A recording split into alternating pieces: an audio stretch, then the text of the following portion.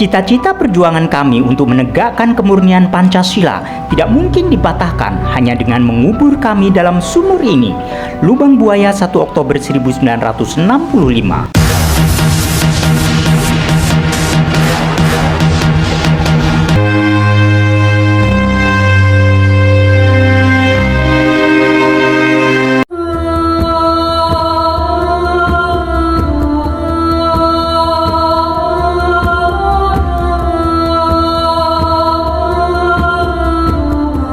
Kembali aku menjejakkan langkah kakiku di tempat ini.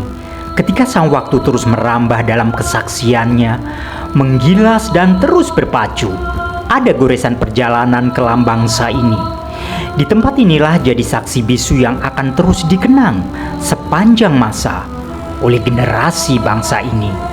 Sejarah adalah guru terbaik yang mengajarkan kita tentang masa lalu dan memandu kita menuju masa depan gemilang. Sumur maut ini adalah saksi bisu bahwa para jenderal dimasukkan ke sumur yang kedalamannya 12 meter dan diameter 75 cm. Ini adalah sumur lubang buaya yang tersohor sebagai sumur maut.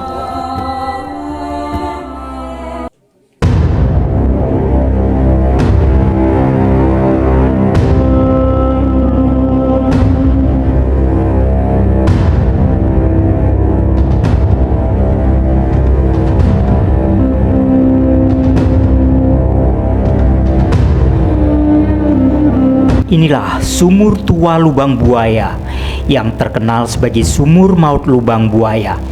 Di sumur tua Lubang Buaya inilah tempat pembuangan perwira TNI Angkatan Darat yang menjadi korban kebiadaban gerakan 30 September PKI tahun 1965.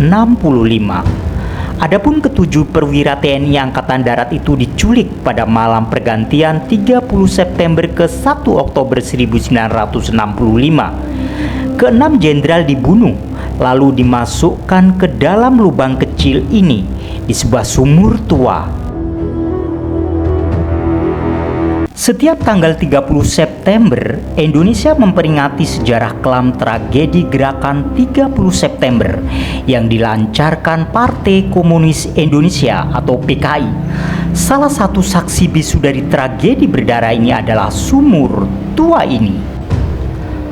Sejarah mencatat, sebelum jadi museum dan monumen, tempat ini adalah kebun karet yang sudah tidak berfungsi lagi, yang akhirnya dijadikan sebagai tempat pembuangan terakhir para korban gerakan 30 September PKI.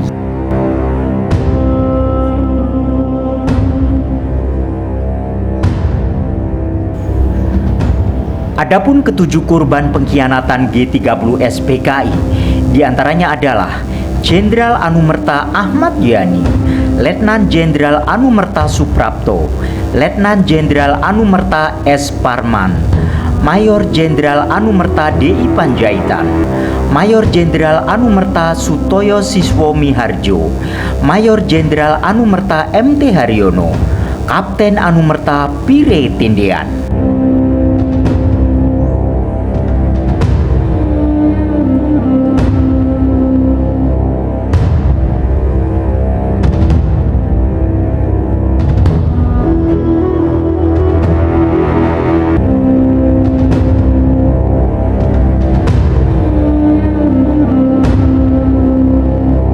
Saat ini saya sedang berada di Monumen Pancasila Sakti, tepatnya berada di kawasan Lubang Buaya, Cipayung, Jakarta Timur, dalam momentum napak tilas pahlawan revolusi.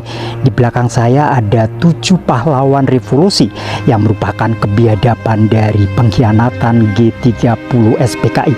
Dan nanti saya akan mencoba mereview dan akan berusukan di lokasi 14,6 hektar, yaitu kawasan Monumen Pancasila Sakti.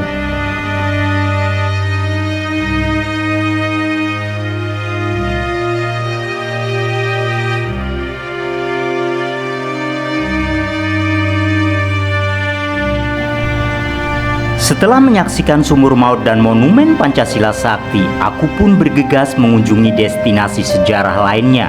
Ini adalah pos komando Rumah ini adalah milik seorang penduduk RW 02 Lubang Buaya bernama Haji Sueb.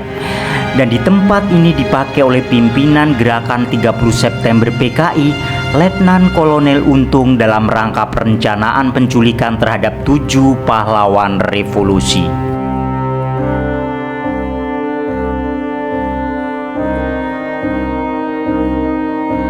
Di pos komando ini kita bisa menyaksikan perkakas dan barang yang masih tersisa. Di antaranya seperti meja, kursi, mesin jahit, ada juga petroma tempo dulu, dan sofa.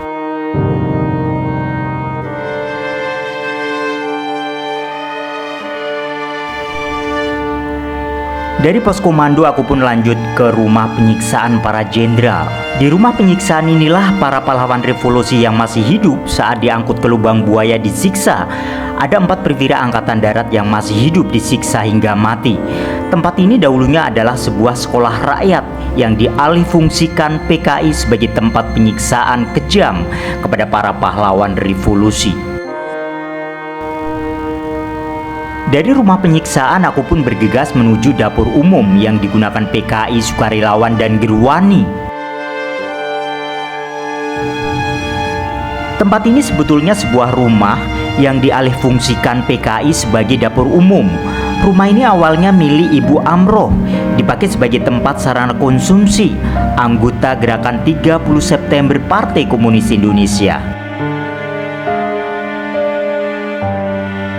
Dari dapur umum aku pun lanjut menuju Museum Pengkhianatan PKI, ruang paseban, hingga ruang bercak darah yang melekat di pakaian sang jenderal revolusi. Monumen Pancasila Sakti dibangun atas gagasan Presiden RI kedua, yaitu Soeharto. Dibangun di atas lahan seluas 14,6 hektar.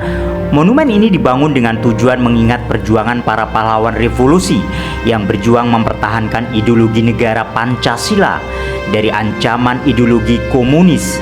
Mulai dibangun Agustus 1967 dan diresmikan 1 Oktober 1973. Ini adalah ruang penghujung Monumen Pancasila Sakti, pakaian dan bekas darah sang jenderal.